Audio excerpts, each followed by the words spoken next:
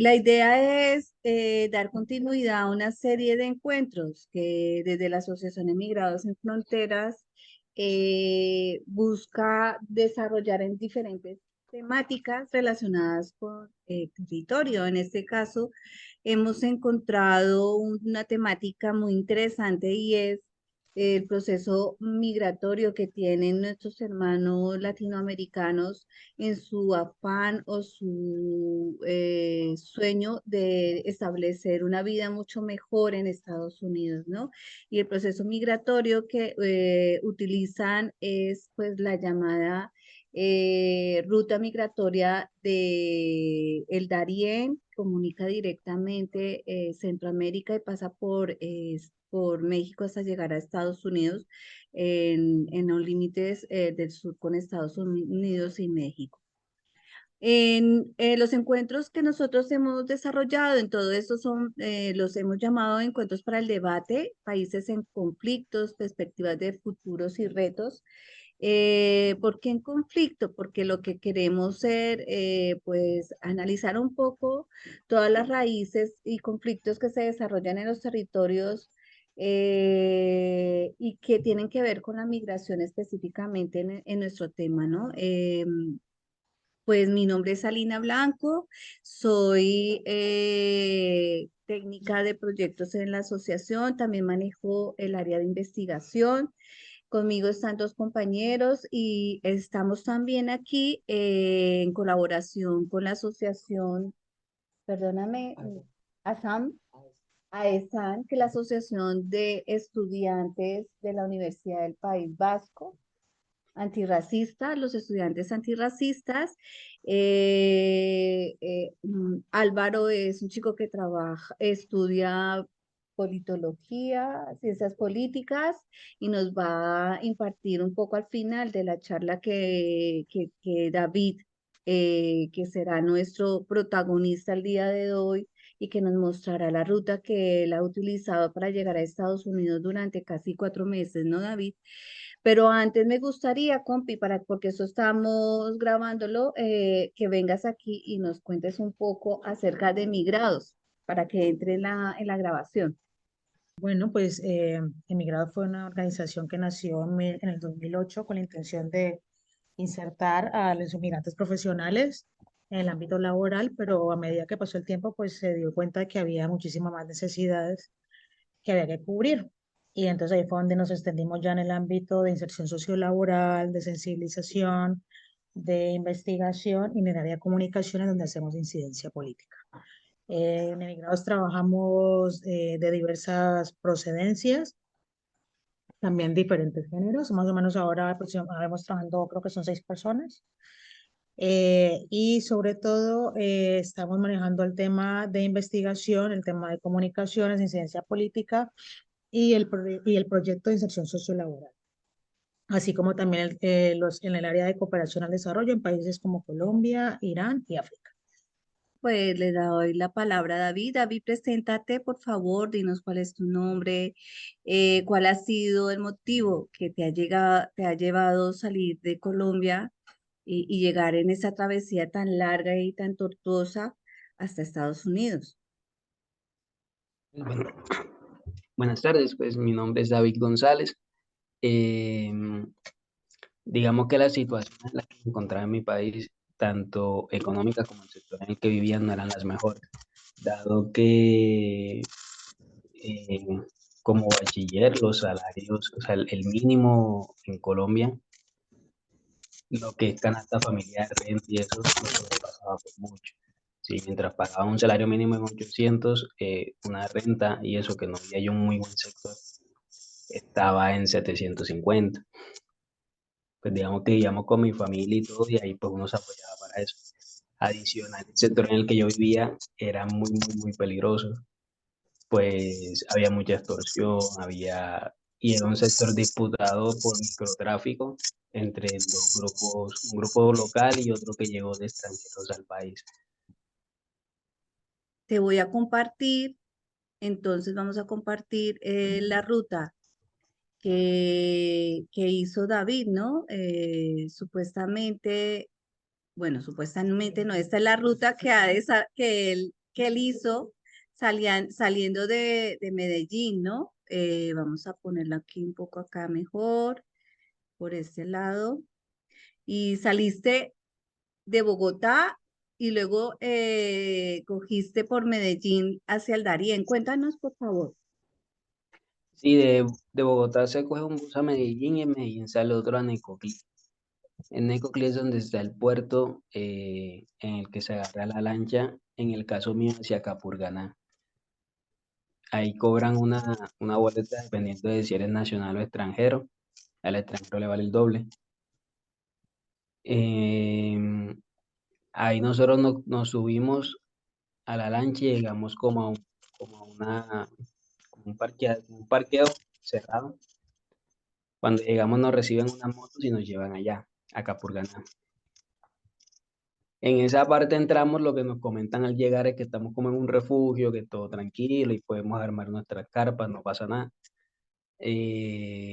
Uno llega y después que está todo el mundo adentro, ya tarde en la noche que llegó la última lancha, ya vienen personas armadas, porque solo maneja el clan del Golfo, y le dicen, listo, ustedes para salir de acá tienen que pagar $60 por persona. Si no, pues no salen, es lo que nos dicen. Hubo un muchacho que incluso se alteró diciendo, no, no, pues yo salgo, pues yo no me voy a quedar aquí encerrado. Y lo que hicieron fue que lo amenazaron. Yo, bueno, sal. Y le desenfundaron las armas.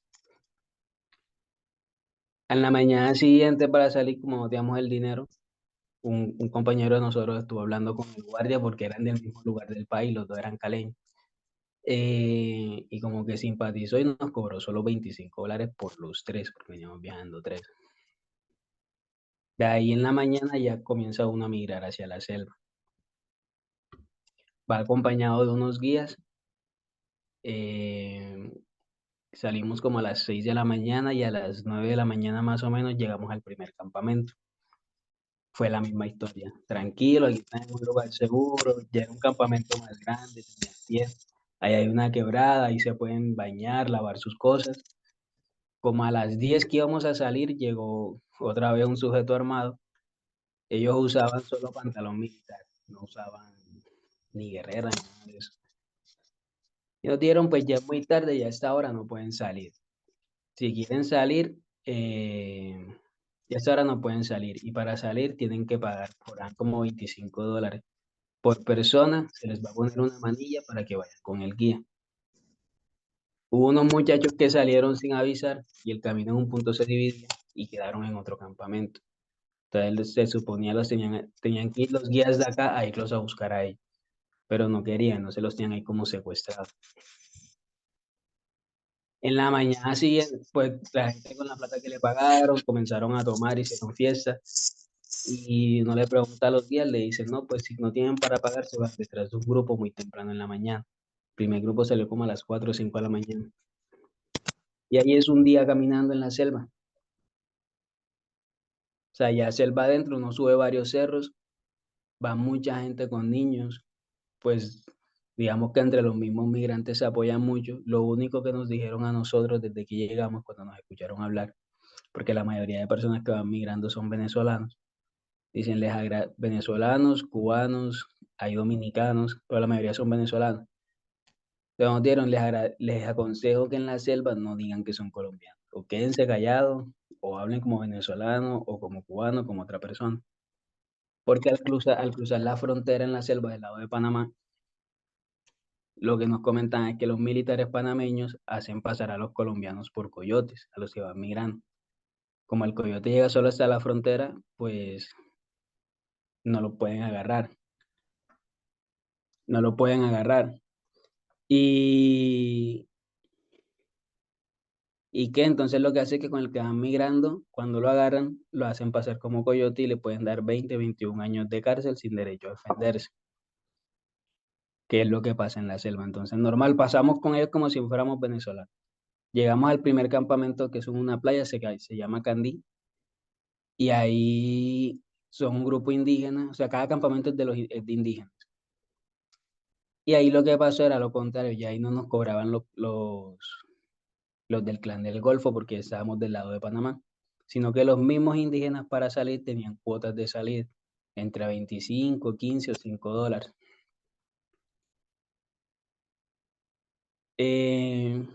De ahí se siguió caminando como unos 2 días más en selva y llegamos a un campamento que se llama El Abuelo. Ya hasta ese campamento se camina. Ya de ahí se cogen 2 lanchas, cada lancha cobra $25 o haces trabajo social en la comunidad indígena para que te den el pasaje, el cupo para avanzar. La segunda lancha uno lo deja en un puerto en Puerto Limón, en Panamá. Ya ahí uno agarra un bus que cobra bueno, ahí lo llevan a un campamento de la ONU, que es lo mismo. En el campamento de la ONU, que lo tienen los militares panameños, eh, cobran $40 por salir del campamento, que es lo que vale el bus. O tienes que hacer trabajo social dentro de la ONU, limpieza, o sea, dentro del campamento para que te den tu tiquete. Y son cupos como de 10 personas por día más o menos. Y salen y llega cualquier cantidad de migrantes. Entonces es muy complicado conseguir o sea, es muy demorado hacerlo con el trabajo social. De ese campamento de la ONU nos llevan unas cabañas, eso es en Panamá también, que es lo mismo, cobran como $3 por salir o limpieza. Y ya lo dejan a uno en una ciudad que se llama David, y ahí uno es libre. Pero ahí en David uno tiene que coger un bus hacia la frontera con Costa Rica, porque si uno está en cualquier otra ciudad de Panamá, lo agarra migración y lo deporta. O sea, uno solo se puede mover en el tramo que ellos dicen. Cruza el arco de migración. Costa Rica, pues Costa Rica es muy corto, uno lo cruza en 2 días. Un bus a la capital y otro a la frontera. En la frontera hay que pagar como $25 para que lo crucen a uno por un naranjal hacia Nicaragua. Se pagan los $25, lo cruzan a uno por el naranjal, cruza el río y llega en Nicaragua. En Nicaragua tiene una situación que, pues tú puedes pagar un salvoconducto para moverte por el país, que son $250. Pero si no, mientras tú no vayas en ningún transporte, tú puedes transitar el país. O sea, legalmente se puede cruzar el país a pie. Entonces, si te agarran en un bus, te meten preso y te deportan. Entonces lo que se hace es que se agarran buses hasta puntos donde hay policía y eso, y ahí uno camina. De Nicaragua a Honduras, la frontera es como una trochita, es como una frontera imaginaria, porque esa no se ve. Ahí en Honduras sí le dan un salvoconducto a uno que dura 8 días. Yo lo agarré en Danlí. Se demora como media hora. Es un papelito con un sello de migración diciendo que tiene 8 días para estar en el país. De todos los países, digamos que ese es el más sencillo.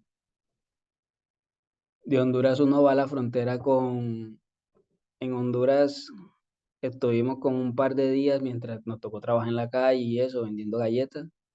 Y llegamos a la frontera con Guatemala. De todos los países que pasamos, pues todos tienen su peligro, ¿no? Pero donde recibimos como, después de Panamá, donde sentimos la primera así como ataque directo de las autoridades fue en Guatemala. Porque en Guatemala uno cruza por una trocha. La trocha que uno cruza la está cuidando el ejército de Guatemala. Y ellos son los que hablan con las personas que cruzan, porque uno se fue detrás de un grupo porque no había pagado y nos paró un militar. Nos revisaron las identificaciones y ellos llamaron al guía porque esta gente va sin guía. De ahí llegó un muchacho que nos guió para terminar de cruzar la trocha. Saliendo de la trocha hay como unas minivan que lo esperan aún. Y ellos nos dicen, nos van a parar, no sé, 3 retenes entre policía y ejército, cada uno cobra $5. Entonces serían $15 por persona. Listo. ¿Qué pasa? Cuando tú pagas el primero, la minivan para en todos los retenes y son como 10 retenes como de un medio kilómetro cada uno. Hasta que ya se dan cuenta que no tienes dinero y ahí sí dejan de parar. A nosotros nos bajaron cuando nos vieron que éramos colombianos. Como ustedes son colombianos, tienen que pagar $50 cada uno. Pero no, yo no tengo esa plata. Y después uno de los militares dijo, bueno, ya lo hicimos de buena manera, los vamos a revisar. Y lo que le encontremos es de nosotros. Por ser colombianos, pues nos dijeron que nos pedían $50 y nos quitaron lo que llevaba. De ahí para poder siguiendo el país, seguir cruzando Guatemala, pues agarramos Rey en un camión, en un tráiler, y de ahí agarramos un bus hasta Tecumumán, en la casa del migrante. La casa del migrante usted se puede quedar, o sea, en toda la ruta, pues eso no lo sabía yo. Pues cuando iba viajando, hay diferentes casas del migrante donde uno puede parar. Eh, Ahí uno se puede quedar, le dan cosas de aseo, le dan comida. Pues por el tiempo, algunas tienen un día, algunas te dan quedarte más tiempo. Uno llegó, estuvo toda la mañana ahí, en la tarde salimos para cruzar a México. Cuando cruzamos a México, ahí se paga una lanchita, eso cobran como $1, que lo cruza uno el río para quedar ya al lado de México. En México ya hay personas cuando cruzan, muchos se entregan a migración porque anteriormente le daban un permiso de salida que no especificaba hacia dónde ir. Entonces los encerraban un par de días, con eso tenían su permiso y ya transitaban el país con eso. Perdona, David, ¿Qué aquí pa- estaban preguntando qué es una trocha, antes que expliques lo del permiso. Una trocha es como un camino de tierra no autorizado, o sea, como un camino adyacente que hay hecho por la misma gente. Eh, entonces, pues la gente se entrega y eso. ¿Por qué no nos entregamos nosotros? Porque decían que a los colombianos los encerraban más tiempo. Pues está encerrado una semana, 2 semanas, no se sabía, incluso hasta un mes. Entonces no nos entregamos.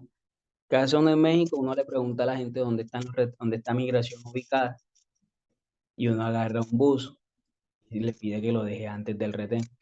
Antes del retén uno sale, se tira al monte, bordea, no sé, unos 500 metros y sale más adelante y agarra el otro bus.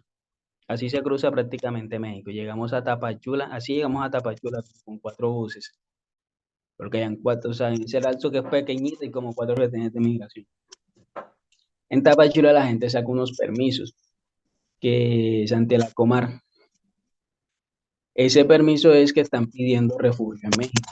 Mucha gente saca eso, espera un mes más o menos, como para que no sea tan evidente y suben en avión o en bus, dependiendo de los recursos de la persona.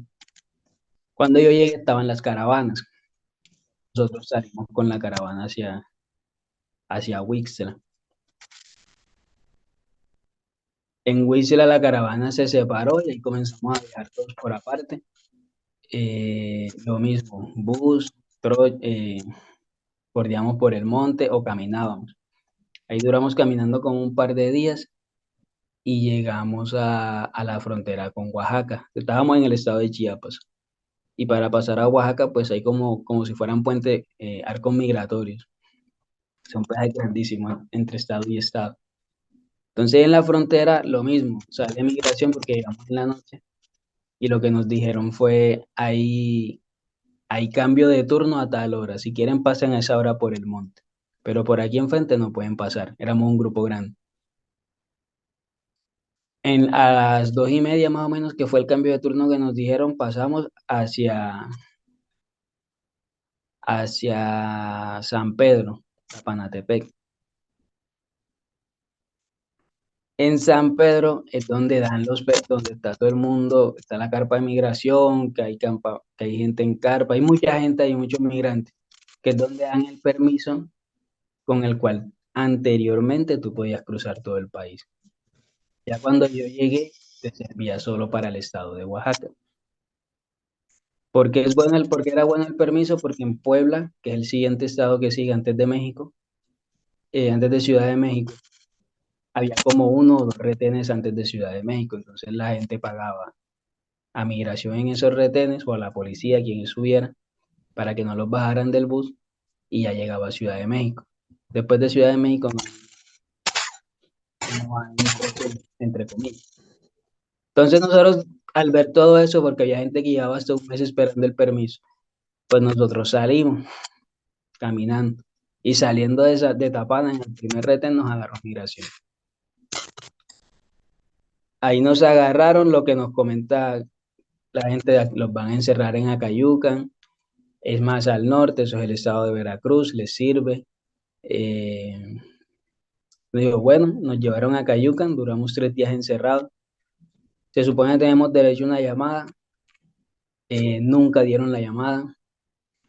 Los que se sentían mal, solo vi que atendieron a un señor que se sentía muy mal, que tuvieron que llamar a un médico, pero simplemente lo tienen uno ahí haciendo tiempo y lo sacan. Si nos dan las 3 comidas, y ya estuvimos ahí encerrados en Acayucan, pero nos dieron una boleta de salida que dice salir hacia la frontera sur. Para que no quedáramos tan arriba, nos soltan en Villahermosa, que es donde está el otro centro de retención de migración.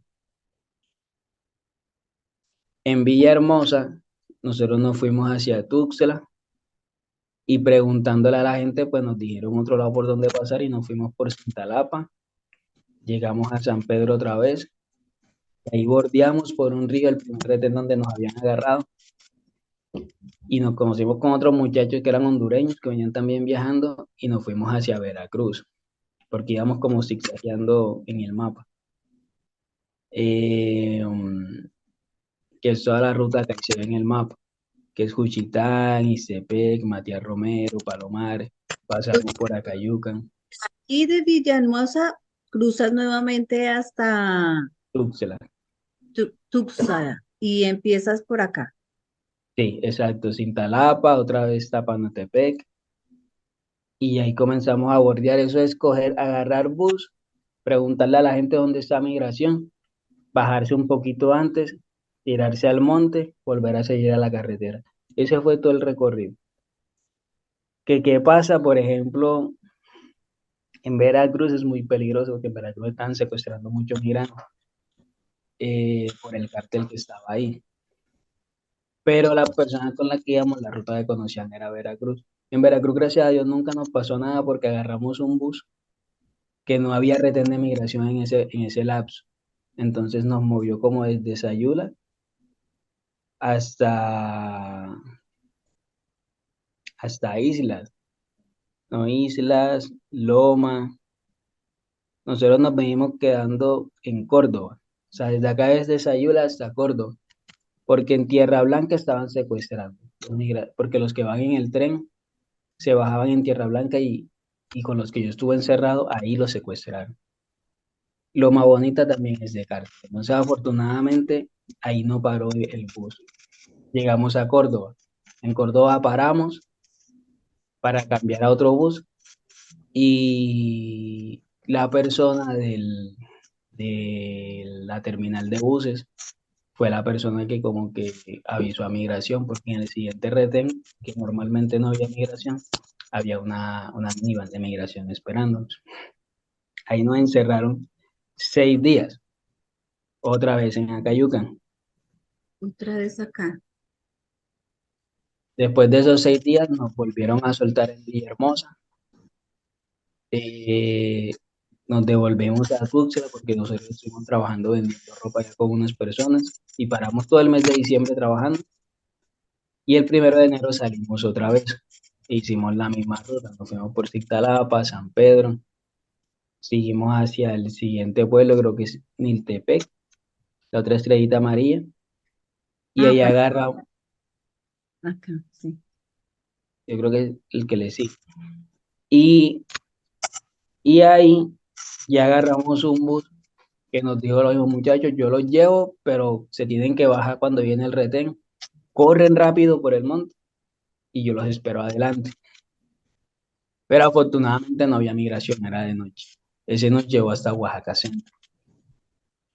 En Oaxaca Centro agarramos otro bus, que se lo agarramos en carretera. El bus no tenía marcas de ninguna empresa, de ninguna compañía. Y fue la misma historia. Va a haber un retén, no sé qué, pero el retén nunca nos paró, nos llevó hasta Ciudad de México. Llegando a Ciudad de México, el bus nos dijo, se tienen que bajar aquí, van por esa calle.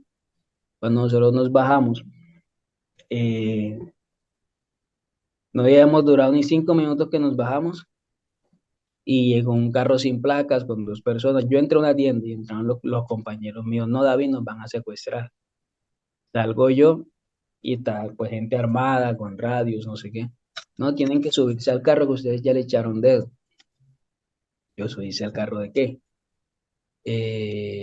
Lo que hicimos fue, o sea, lo que hice yo fue pedirle el dinero a los pelados, le dimos la plata que teníamos y salimos corriendo. Y estuvieron persiguiéndonos como por 2 horas esas personas en Ciudad de México, corriendo por una avenida principal y nadie nos paraba. Paró la policía, ¿qué pasa? Ellos, no, mire que nos quieren secuestrar, pasa esto, eso es. Y las personas que nos venían siguiendo, pues venían con los policías, ¿no? Que súbanse a la patrulla. Yo, no, no nos vamos a subir. Más adelante nos alcanzaron, nos quitaron otro dinero y nos dejaron quietos. Pero o sea, los secuestradores, pues venían, lo que nos dijo la policía, nosotros manejamos todo este territorio, ustedes pueden correr por donde quieran, igual nosotros los vamos a alcanzar o les vamos a salir más adelante. Ya en último, cuando nos dejaron sin dinero, nos dijeron, bueno, si quieren váyanse por ese lado, ahí está el metro. En México, en Ciudad de México paramos una semana y pues como ya no teníamos recursos, nos subimos en la Bestia, en el tren. Ahí fuimos hacia Huehuetoca, hay un pedazo que se llama El Basurero, eh, que es donde se agarra el tren, ahí el tren para. Ahí hay una casa de migrantes también, pero a esa sí no entramos porque ahí íbamos porque llegamos tarde, porque creo que cerraban como a las 4 de la tarde. Se sube una Huehuetoca y ahí coge el tren hasta Irapuato, son como 7 horas allá montado en ese tren. Cuéntales a las personas que es la bestia. Yo acá tengo un video, pero bueno, mejor que tú les cuentes. Pues la Bestia no es un tren de sino es un tren de pasajeros. Así como se ve la imagen que tiene usted ahí, así va uno encima de los furgones. Eh, es un tren de carga que va hacia ciudades fronterizas porque va hacia Estados Unidos. Entonces lo que hace la gente es que donde el tren para, se sube. Eso es súper frío. O sea, uno pues está lo del clima. Es demasiado frío. Uno tanto las manos como los pies se le duermen. Uno no lo siente. Y no es solo, pues digamos que nosotros somos muchachos jóvenes y adultos, uno puede agarrarse bien lo que sea. Y un señor que no podía casi ni caminar. Eso le echaron un montón de sábanas encima para que no, y lo amarraron para que no se cayera. Iban familias completas con niños en el tren. Eh, Familias completas con niños, hay gente enferma, hay gente que en realidad no tiene las condiciones para hacer ese viaje, pero aún así pues, se expone, porque es que el frío es demasiado. Fuera de que si tú te duermes y no estás amarrado, te puedes caer del tren. Entonces, son 3 trenes que se agarran. El primero va a Irapuato.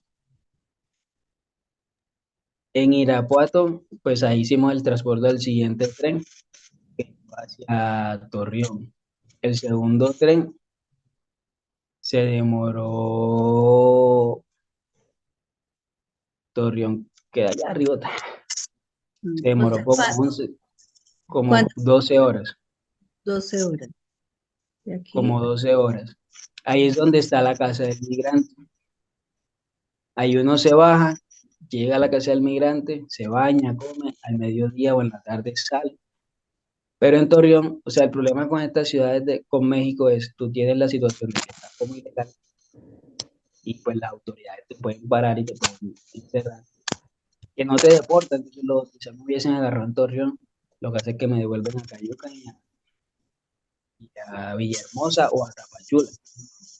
No te deportan, solo te dejan dentro del país en la frontera sur. De Cuando to- salimos de la casa del migrante, uno, o sea, rompiendo la casa del migrante, había una camioneta civil armada con una .50 arriba, que no era de la policía ni del ejército ni nada, dando vueltas. No nos dijeron nada, nos fuimos otra vez a la estación de tren y ahí se agarra el último tren. En Torreón se agarran los trenes que van o pa Piedras Negras, o para el lado de Tijuana, o para Juárez, que fue donde fui yo. El último tren son 19 horas montado, que se demora uno, hasta Juárez.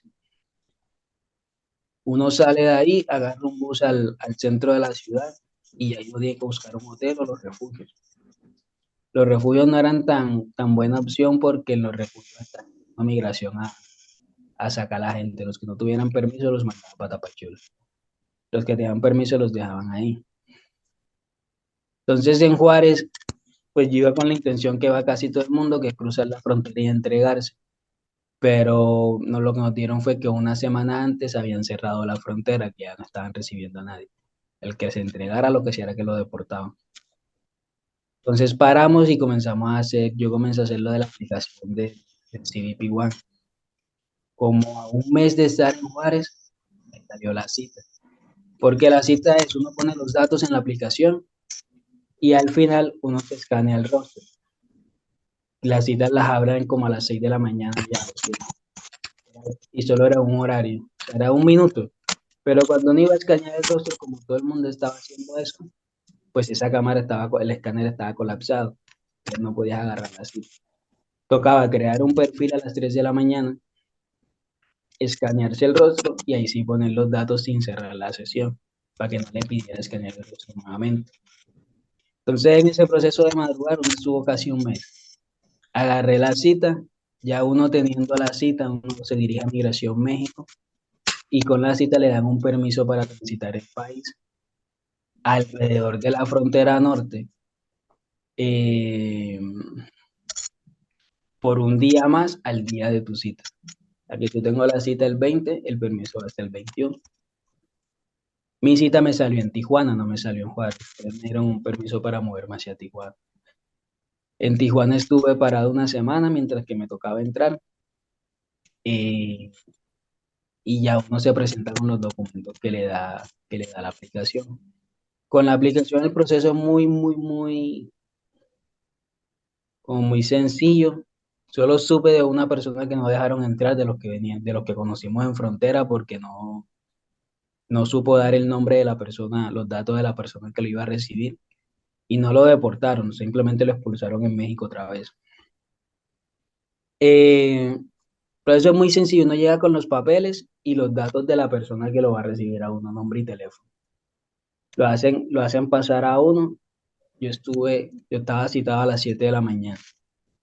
Uno ingresa, le toman los papeles, deja uno sus maletas a un lado, ingresa por el puente internacional, por una puertica al lado, y ahí está como unas instalaciones del CBP. Lo llaman a uno a una entrevista, le toman huellas, la biometría, le preguntan quién lo va a recibir, si ha ingresado antes al país, si es casado, si tiene hijos, y ya, lo ponen a esperar otra vez. Luego le dan a uno una hoja que pueden mostrar lo que dice de la corte. Acércate un poco más al micrófono que no te Oh, estamos perdón, escuchando. que le dan a unos documentos que es donde aparece la citación a la corte y los datos de uno y su número alien se llama, no sé qué. Y ya como a la una ya le dan salida a todos le dan fechas diferentes. Las personas que ya habían ingresado antes tenían cita de corte para 2 meses. Hubo una señora que tenía cita de corte para dentro de 5 años. Yo tuve cita de corte para dentro de 2 años, hasta el 2025. Todos salimos con citación a corte ya. Entonces le preguntan a uno que si ya tiene su transporte o no. Si no, que fue mi caso, como a la 1:30, unos buses lo llevan a uno a un hotel, donde vuelven y lo registran a uno. En ese hotel, uno está 3 días, más o menos. Estuve yo. O sea, si tú tienes tu tiquete, sale rápido. Si no, te esperan por ahí unos 3 días. Entonces, estás ahí, llaman a la persona que me va a recibir, le dicen que pues tengo que tener mi tiquete comprado y el tiquete comprado tiene que ser para el lugar donde yo dije. O sea, yo había puesto que venía para Utah, mi tiquete tenía que ser para Utah. Porque un amigo me iba a colaborar para que me fuera para Dallas, por ejemplo, pero no me dejaron. Lo que dijeron ellos es que si no estaba comprado hacia el lugar que había puesto, lo que hacía era que me sacaban o me mandaban para Colombia. Entonces, por eso vine a Utah. Lo único es que la fundación le apoyaba, la que lo reciba uno ahí en California, en San Diego, digamos que el tiquete valía $400 porque ellos lo compran, cuando tú no has avisado, ellos lo compran. El tiquete vale tanto y nosotros pagamos solo $100, ellos pusieron el resto. Y ya después que se paga ese tiquete, pues ya uno está acá en Estados Unidos, ya es uno a lo que vino a hacer. Esa es básicamente la ruta que tomé. De toda esta ruta, ¿cuál fue la parte más difícil que tú dijiste? ¿En qué situación me he metido? México. México porque llega un punto donde se vuelve frustrante en el sentido de que, como le dije, no te deportan. A mí la segunda vez que me agarraron, pues ya yo tenía más de un mes viajando. Dije, no, pues que me deporte, estaba cansado. Y lo que nos dijo el encargado de ese centro de detención, para Colombia no hay deportaciones por las relaciones con el presidente que hay actualmente, con el presidente Petro, que es de izquierda. Fue lo que nos dijeron y no nos dieron deportación. Todos los colombianos lo sacaron. ¿De qué es lo que desespera? Que México es un país muy complicado porque tienes a la policía que no te va a deportar, solo que te amenaza que te va a llevar con migración y te quita dinero. Tienes migración que no te deporta, solo que te devuelve a la frontera sur del país y te encierra un tiempo. Y fuera de eso tiene el problema de los carteles que hay en México, que al ser migrante, pues es lo que se comenta allá, no sé qué tan cierto sea porque nunca estuve secuestrado. Al ser migrante, eh, te secuestran, piden dinero a tu familia y si tú no tienes dinero, pues lo que hacen es que pues el cuerpo humano es una bolsa de dinero. Entonces ahí quedas. Entonces digamos que es la problema, o sea, son muchos, uno como migrante en ese país eh, tiene que estar como cuidándose inclusive de los que se supone tienen que cuidar de la gente. La gente en México no, porque incluso la misma gente no gusta mucho de migración y eso, y le dan, que le colaboran con comida, que le dicen por dónde puede moverse. El ciudadano mexicano como tal es muy bueno con el migrante, pero las autoridades y la problemática que tienen con los cárteles actualmente hace que sea muy, muy, muy difícil ese país, porque o vas con mucho dinero para que nadie te frene, o te la tienes que estar jugando, viendo dónde te metes para poder cruzar, que es lo que hizo que la ruta se demorara tanto en México. Porque los que llevan dinero cruzan México inclusive máximo en una semana, porque ellos pagan sus buses cuando los para migración, creo que cobran como 1.000 pesos por persona. Y cuando para el cartel lo que dice es, por gente que conocí en la frontera, los baja a todos. Y dice, bueno, escogen a uno, me va a recoger tanto por persona. Ya. Y esa persona recoge, a veces habla con la gente, no sé qué, porque fue el caso de un amigo que hice ahí, un nicaragüense, que decía, son 1.000 por persona, no quiero saber más nada. Entonces iba pasando, los que no tenían, entre ellos se colaboraban, iban y hablaban, mira, estos no tienen, solo hay 300 pesos, o sea, son pesos mexicanos lo que le digo. Solo hay 300 pesos, solo hay 500, solo tienen 200, esta persona no tiene. O solo reunimos esto y los dejan pasar. Ellos no hablan con la gente ni que mira, que a negociar, nada. Son tantos, tú das lo que tienes que dar y sigues. Si no, te dejan ahí abajo en el bus. Eso es todo. Bueno, también comentabas que la parte del Darién es un poco complicada debido al esfuerzo físico que conlleva atravesar la selva, ¿no? El Darién es difícil, sí, digamos que tienes que tener una buena condición física. ¿Qué pasa en el Darién? Si tú llevas como ración, comida, algo con lo que te puedas alimentar. Si tú caminas muy, muy lento o por tu condición física, tú igual vas a cruzar la selva. La selva tiene sus peligros, ¿no? Que tienes que saber mover. Cuando iba viajando, cuando yo llegué al último campamento, comenzó a llover. Y digamos que nosotros estábamos con una colina de 2 pisos de altura y abajo había un río que era por donde llega mucha gente. Y cuando llovió, el río llegó a esa altura y se creció mucho. La gente que llegó después, pues llegó comentando, ¿no? Se fue una familia, se la llevó el río, que esto no sé qué.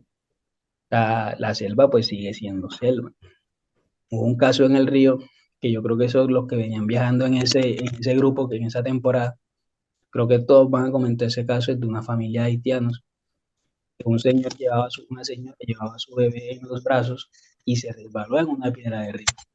Y el bebé se golpeó, sí, y murió, porque se golpeó la cabeza.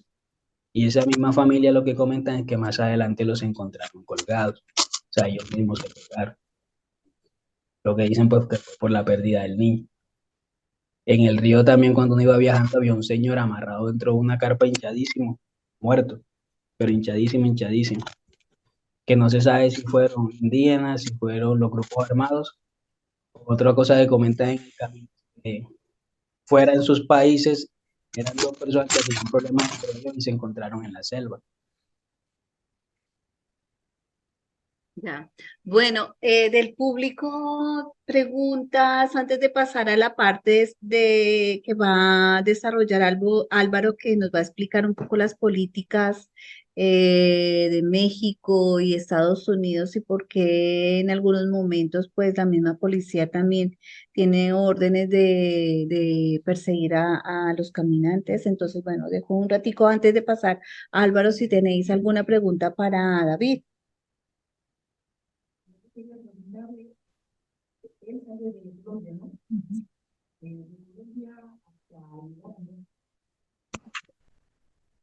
¿Cuánto tiempo tardaste desde que saliste de Colombia a llegar a Estados Unidos? En tiempo. Te pregunta Valerie.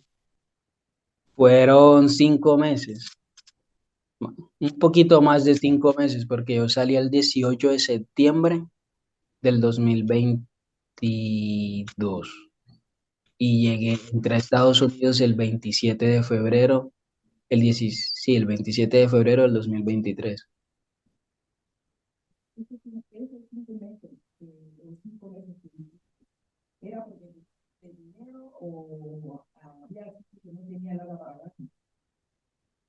Que si esos 5 meses que dijiste es porque tenías algo de dinero o necesitabas dinero, algo así. Bueno, o había otro sitio que no tenía nada para darme, luego se quedaba allí hasta esperar para tener otra ocasión de viajar, de viajar. Cuando te quedaste 5 meses en México, ¿por qué? Específicamente en cuestiones económicas. Pues en México fue uno, pues porque no tenía ni idea cómo subir, por lo que nosotros íbamos, nosotros y el GPS de Google, y preguntándole a la gente. No sabía. Y, y dos, pues es la parte del dinero porque nos tocaba parar y trabajar en la calle o a veces esperar a que las familias de nosotros nos enviaran algo. Y ya el último mes que me demoré en México, o sea, los últimos 2 meses, fue que yo en diciembre, después que me agarraron la segunda vez, pues yo paré a trabajar en Tuxtla vendiendo ropa. Y el otro mes lo hice fue en Juárez, esperando que me saliera la cita. Iba trabajando. Eh, Víctor, aquí también en Euskadi, en España, en Europa, pues la gente viene también de diferentes maneras. Algunos apenas, otros vienen en avión, y algunos, eh, los que se vienen en avión aquí, pues también se quedan algunos sin documentación, de manera ilegal. La pregunta es para ti, ¿vale la pena salir de Colombia en esas condiciones de ese viaje de 5 meses a México? ¿Sigue valiendo la pena todavía? ¿Alcanzaste a escuchar? Que si valió la pena el viaje. Sí. Yo pienso que sí. Sí, o sea, pues mientras uno está viajando, créame que yo lo que más pensaba es yo para qué salí. Sí, yo para qué salí y lo peor es que como que la cabeza le juega a uno y uno dice, y no, ¿para qué me devuelvo si ahora estoy hasta peor que cuando salí? Eh, pero ya una vez uno llega y se da cuenta la diferencia o sea, de la calidad de vida, tanto económica como en seguridad. Digamos que acá yo no salgo de pronto, yo puedo salir con el teléfono en la mano tranquilo. Sí, allá donde yo vivía en Colombia, tú tienes que andar siempre con el teléfono guardado. Eh, el poder adquisitivo de la moneda dentro del mismo país, o sea, por ejemplo, en el caso del dólar, el cómo uno puede, pues con un par de zapatos originales, por ponerle algo así, bien superficial, no, no es que eso sea, pero por hacer una comparativa. Unos zapatos que en Colombia pueden valer 500.000 pesos, que es medio mes de trabajo, aquí uno los puede conseguir en la rebaja a $50. O sea, ya cosas que antes eran fantasía, acá están accesibles. El sistema de transporte de acá, la movilidad, eh, un trabajo digno, sí, que acá se paga por hora, pero te pagan lo que tú sabes hacer. Digamos que yo entré donde entré como aprendiz, entonces me pagan una cantidad, pero ya entre más tú conoces el oficio, te pagan más. En Colombia, independientemente de eso, hay muchos profesionales que inclusive no ganan bien. Hay gente que se dura 5 o 6 años estudiando a ganarse un poquito más del mínimo, que no es justo. O sea, no me parece justo. O sea, todas las cosas, ya cuando uno llega acá, yo tenía como una semana en Estados Unidos y yo quería que toda mi familia se viniera. Por lo que, y habían cosas que yo estaba viendo con mis ojos y yo decía, esto parece una fantasía, o sea, esas montañas parecen una foto y no, son de verdad, la nieve, todo, o sea, muchas cosas que yo solo veía en televisión o decía algún día, yo con 30 años nunca había manejado un carro, acá yo tuve un carrito, o sea, todo lo que se volvía como tan imposible, aquí se vuelve tan accesible, que también es un problema acá, el hecho de que todo es tan accesible, que uno puede perder el norte de ahorrar, de las cosas que uno va a hacer en el país, porque acá todo se puede, pues tú trabajas y lo consigues. No es que tú vas a estar esclavizado trabajando, esperando algún día tener algo.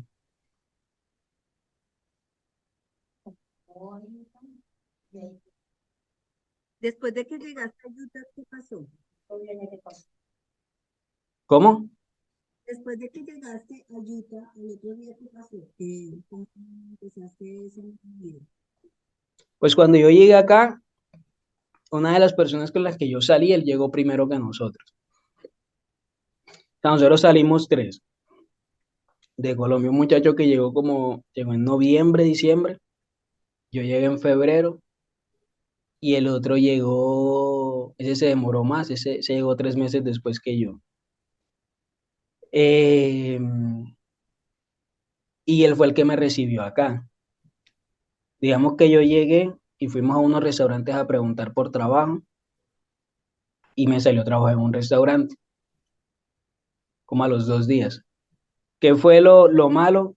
Que estaban como seleccionando gente, entonces habían personas que ya llevaban más tiempo y tenían más confianza con con los chefs. Y como yo acababa de entrar, yo duré 3 días y que gracias, normal. Ahí estuve quedándome unos días en un carro y él me ayudó a entrar a un trabajo en construcción, que es donde él estaba. Y pues ahí empecé a trabajar. Ya con el tiempo desocuparon una habitación donde estaba él, me pasé para allá. Luego bajó el trabajo, me salí a hacerlo del delivery. Em, Estuve en lo del delivery un tiempo y pues ya se volvió insostenible y conseguí otra vez trabajo en la construcción, esta vez en el área de roofing. O sea, la ventaja es que acá, o sea, que en realidad si el que no está haciendo algo es porque no quiere, porque uno sale a preguntar y siempre encuentra opciones. Claro que si yo quiero ganar como el que lleva 20 años acá, eso es una mentira, porque yo no tengo los oficios. Uno tiene que entender que uno entra, llega empezando, que ya lo que uno gana es mucho más que lo que yo ganaba en mi país, pero no es tanto como los que ya llevan tiempo acá haciendo las cosas. ¿Qué me pasó? Cuando yo perdí el trabajo, tuve problemas, no alcancé a pagar una renta y terminé viviendo en un carro, otra vez, por lo que no tuve para pagar lo de la renta en ese tiempo.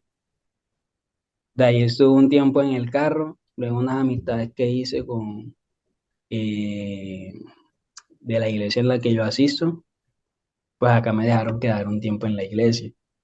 Y, y ahora estoy acá. No, ahora estás en tu habitación, en una casa, ¿no? No, acá estoy en un salón de la De- iglesia, un salón de reunión. Ah, ok. Que si sigues viviendo en la iglesia. Sí. ¿Alguna otra pregunta? Quisiera preguntarle, bueno, en el camino yo creo que encontré muchas personas también que siguen el mismo camino, ¿no? Había gente que ya tenía más de 3 meses, ¿no? mientras hacías el camino, encontraste a personas que llevaban mucho más tiempo que tú haciéndolo. Conocí un muchacho de Colombia también que se llevaba como 2 meses intentando subir en México. Pero él sí estaba acabado, ya lo habían encerrado 6 veces, que lo había agarrado migración. La diferencia es que digamos que él llevaba más tiempo intentando subir. Yo en México paré 2 veces, cuando trabajé y cuando estaba esperando el permiso, que estaba quieto. Él iba subiendo, lo agarraban, lo devolvían, lo agarraban, lo devolvían. Y había una muchacha hondureña que esa llevaba, pero esa sí paró a trabajar, pero intentaba subir pero ella la devolvían, era de Estados Unidos. Y ya como 2 años intentando subir. Se la agarraban en Estados Unidos, la bajaban a Honduras, otra vez subía. O sea, la vida de ella era prácticamente ser migrante porque solo intentaba subir y subir y subir. No,